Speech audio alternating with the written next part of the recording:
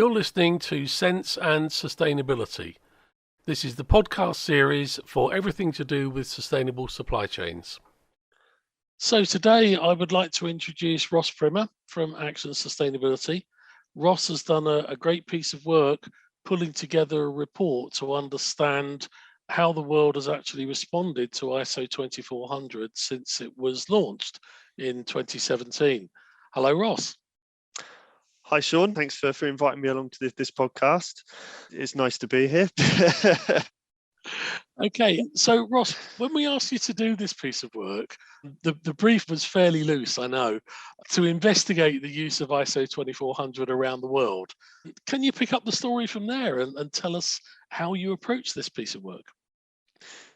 Yeah, well, obviously, I was given a brief by yourself to say, look, the ISO 2400 is coming up to its 5th year anniversary, and it'd be really interesting to find out about how is the standard being used around the world. You had some really fantastic contacts through the ISO2400.org working group, and also some of the data that was available on the ISO 2400 website. And I sort of thought, well, okay, we've got all these people who are using the standard. Let's get out there and start talking to them about what they've been doing, what successes have they had, what challenges have they faced. And so I kind of worked with yourself and Carol Ann, who was fantastic assistance to kind of bring together a short list of people that we thought might be interested in contributing to the study. And yeah, kind of sent out some invites and ended up with a short list, I suppose, of about 25 people that I then went and approached and said, look, I really want to find out about what you're doing. And kind of then organised meetings over Teams to then chat through, what they've been doing and how they've been using ISO 2400. So it's nice to bring up and get on Teams and have a chat with people and get some feedback. But then comes the analysis piece. How did you approach that? Because, I know from doing pieces of work like this, people will tell you loads of stuff, but getting from that to a kind of coherent and considered report, what did you need to do?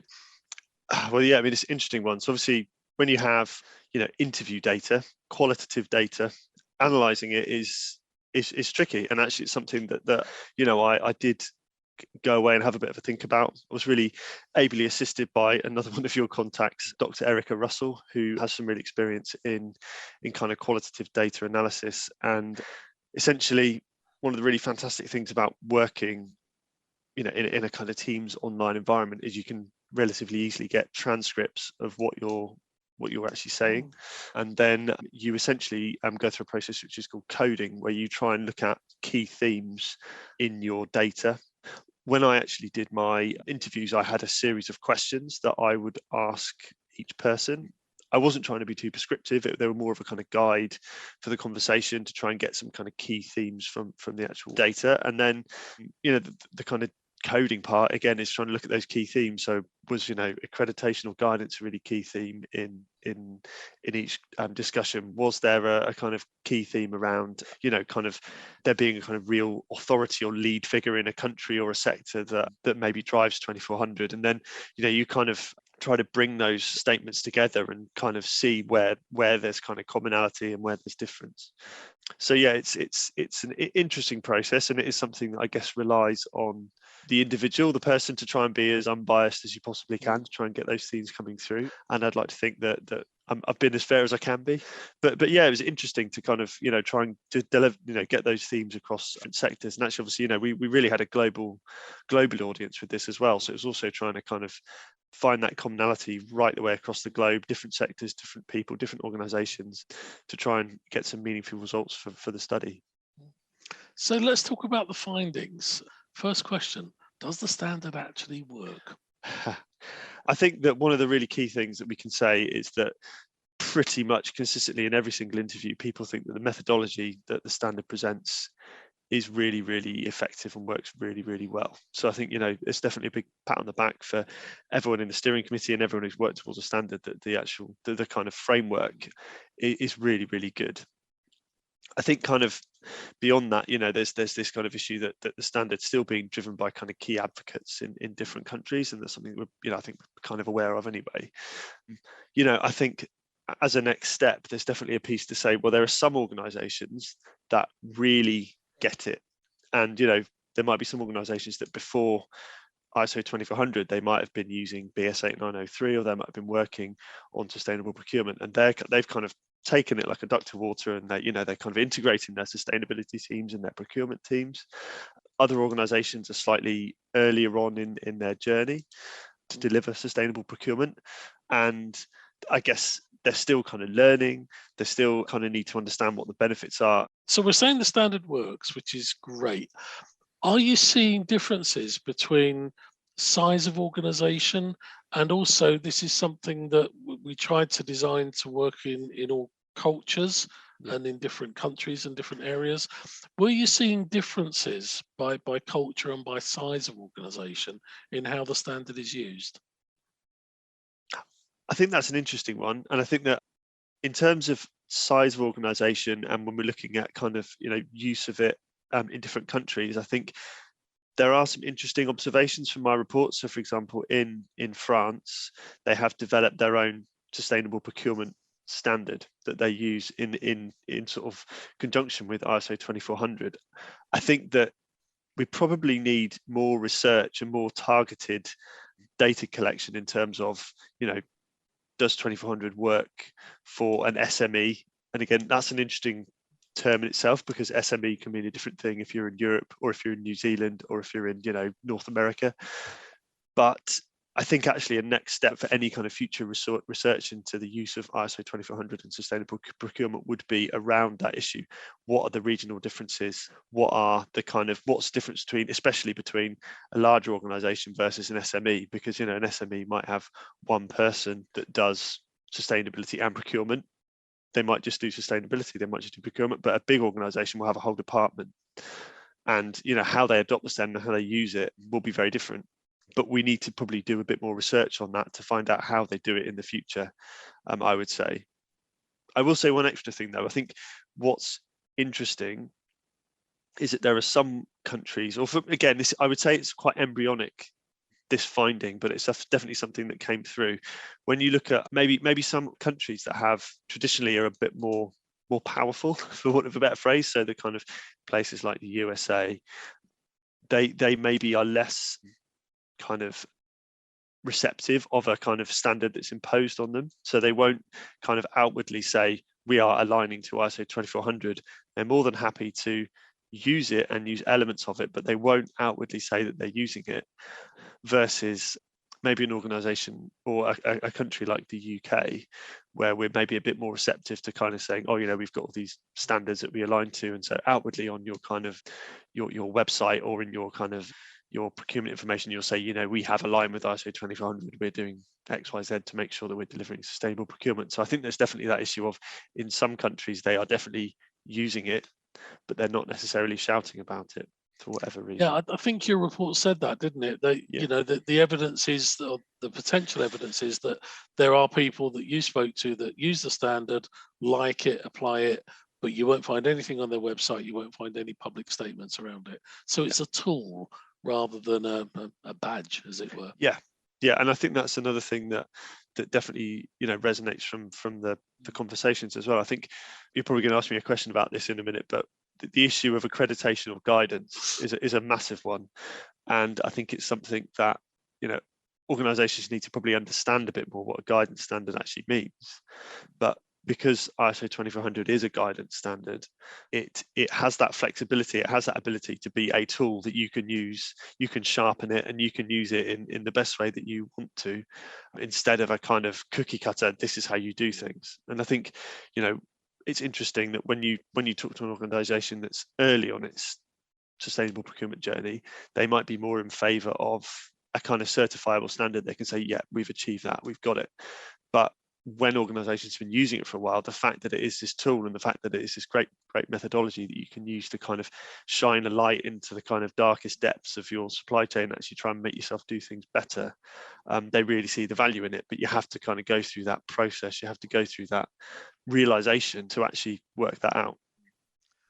Yeah, let's go there.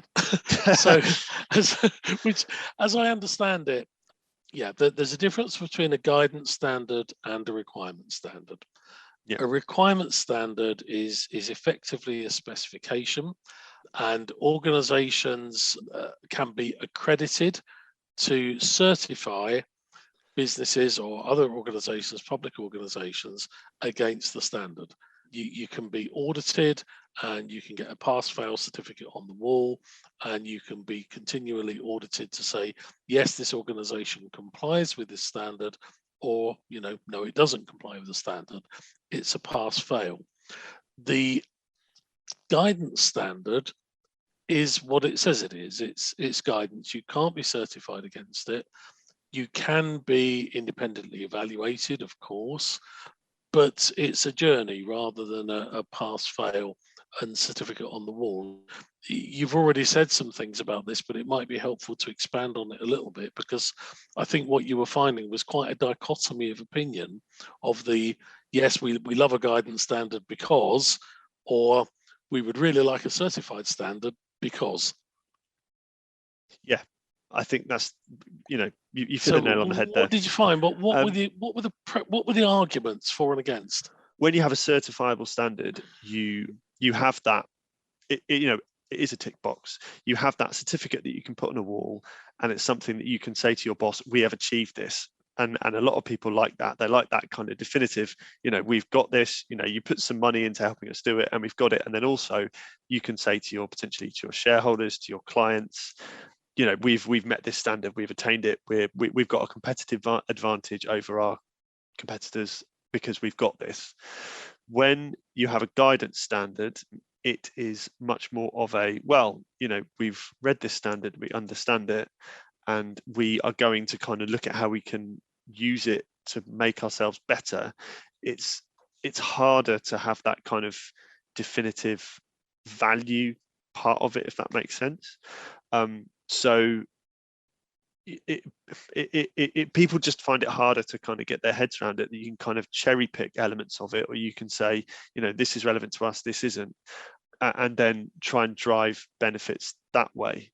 It's really interesting when you talk to procurement professionals who are, maybe they've been in the sector for a really, really long time, and they kind of feel like they know everything. And then it's quite interesting to talk to them and say, well, actually, we never even thought about sustainability. We've kind of got our processes and what we do in place, but actually, when these guys with the guidance standard, if they can say, oh, we never realized that sustainability is something we need to think about, and then actually they can learn something from it and integrate what they need to, what's most useful to them, that's where the guidance standard can be really, really valuable. So obviously there are arguments for and against, and this this debate will go on for a long time, I suspect. So just moving on then to thinking about some of your other findings. There's quite a lot in your report about motivation to use the standard and why organisations align themselves with the standard. What were your thoughts on that? Again, there's a really interesting mix there. I think there's some organisations that really want to show that they're kind of on the cutting edge of procurement, and they want to kind of be seen to be going above and beyond what the kind of standard is. And ISO 2400 gives them a real opportunity to say, okay, how can we push the boundaries in terms of what we're delivering to our clients? I think there's also the issue that sustainability is just something now that's becoming more and more a key thing that organisations have to think about. So you have the procurement teams asking themselves, well, we keep being asked these questions about sustainability. What do we need to do? I think there's also the issue around clients as well. I think that just from the UK, we know that there are some really big organisations or kind of projects coming up in the construction sector, like HS2, where ISO 2400 is something that's on their radar. And if you are, if you want to work on these projects, then you need to show that you understand what ISO 2400 is, that you're aligned with it. And then obviously that's going to then drive organizations to kind of start looking at how they can use the standard. I think another really, really big motivator as well is that this kind of having these kind of key advocates in different countries.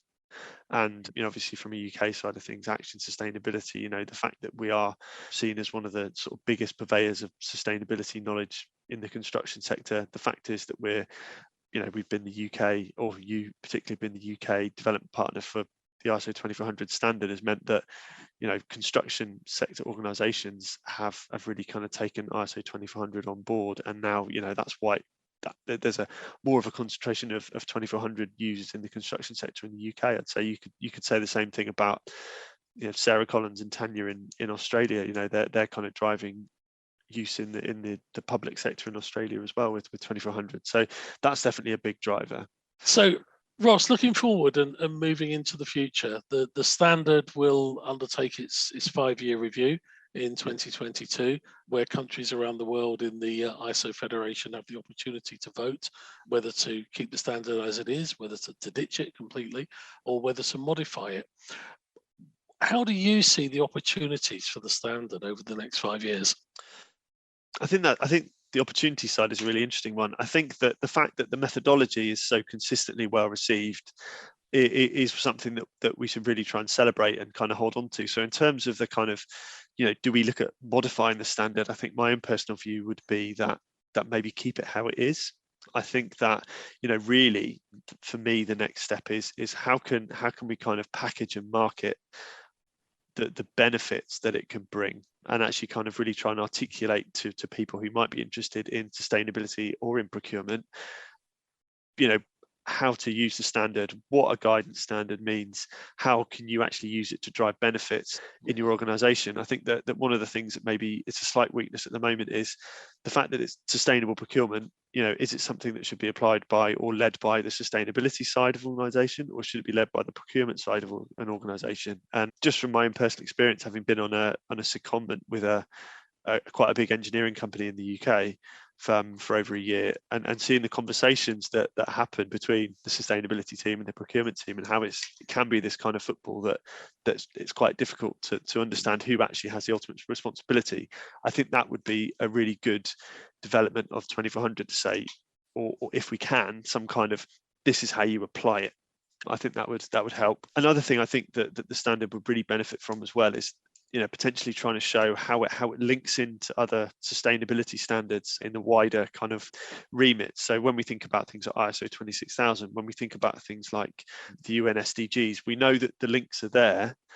These are other things that companies are talking about, but I think if we can actually maybe more clearly show how these things kind of mesh together, and how by 2,400 plus 26,000 plus look at your SDGs can actually enable you to deliver more sustainability, I think that could be a real benefit. And I think that could be something that would definitely drive increased uptake and show those kind of tangible benefits that it can bring to organisation as well.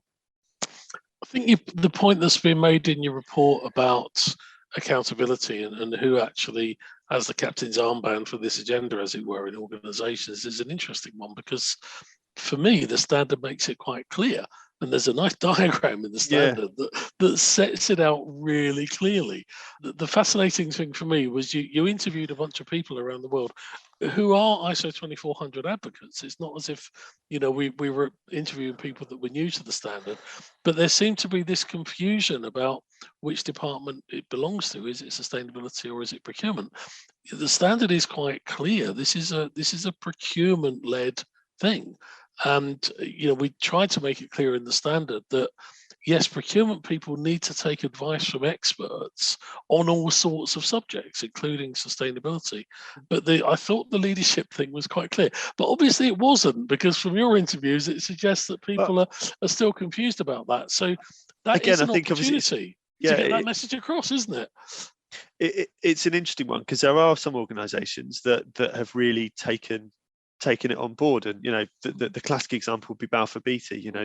They've integrated their sustainability and procurement functions into one, which is, I'd say that's the kind of, they've got the gold sticker. They've done a brilliant job there to try and drive sustainable procurement in their organization. They were also involved in BS 8903, and they've been kind of practicing sustainable procurement for a really long time, so they're kind of more mature as an organization. I think that the flip side is where you have really big organizations that have really quite siloed groups of people, which are all doing fantastic stuff. But I think it's maybe that piece around even just getting the procurement team and the sustainability team to talk to each other, because they will need to work together. Even if procurement lead on actually delivering sustainable procurement, they can't do it without sustainability guys.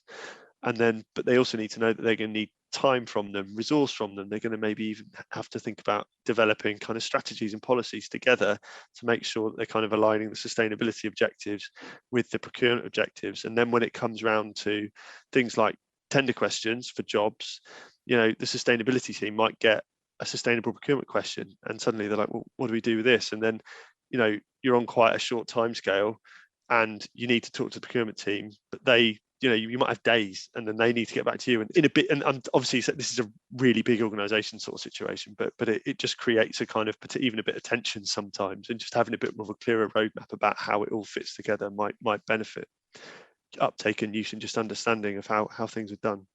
So it's about collaboration and teamwork, yeah. ultimately. So final question then, Ross. If you could summarize your report in 3 bullet points, what would they be? I mean, I think the key thing for me, number one, is that, the methodology is fantastic. It's highly effective. It really works. I even had some people saying, you can use the methodology that 2400 presents to really drive anything in an organization. When you can't think about fundamentals and enablers and all that kind of thing, you can apply that to carbon or biodiversity or anything like that. So it's a really, really fantastic kind of keystone that the standard presents. I think, at the moment, I think it's fair to say that really kind of use is driven by kind of key advocates and individuals. It's not as ubiquitous as standards like 14001 at the moment. But the people that are driving it are really passionate about it, can really kind of show how it can deliver value and make organizations better at what they can do. So it's a really fantastic kind of foundation to build from. And I think as well, the key thing for me that came out in every interview is the conversation about accreditation and guidance, and how maybe the kind of the fact that it's a guidance standard is not universally understood yet, and you need that level of kind of consultancy or guidance to say, well, this is how you do it. It works much better if you kind of engage with someone who knows about sustainable procurement and the standard before you start using it. You can't just pick it off the shelf and kind of say, what do we do? Okay, Ross, thank you very much. Firstly, thank you for your excellent work. I know it's been a bit of a labour of love putting this report together and talking to everybody and analysing it. So thank you very much for your efforts. ISO22400.org is the place you can find Ross's report if you want some further information. So thank you very much, and we look forward to the next episode. Thank you for listening to Sense and Sustainability, your podcast for sustainable supply chains. Do visit our website, ISO22400.org, for more information.